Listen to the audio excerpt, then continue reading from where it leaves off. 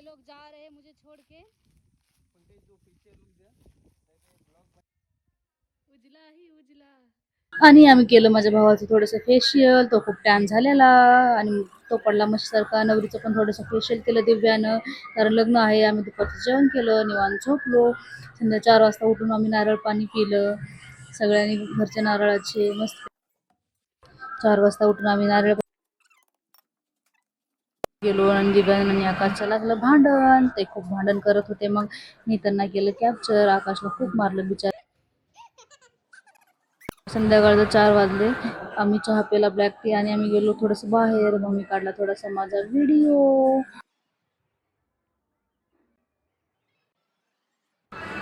काढला, काजू खाल्ले आणि मग आम्ही कोंबडी वडे बनवले.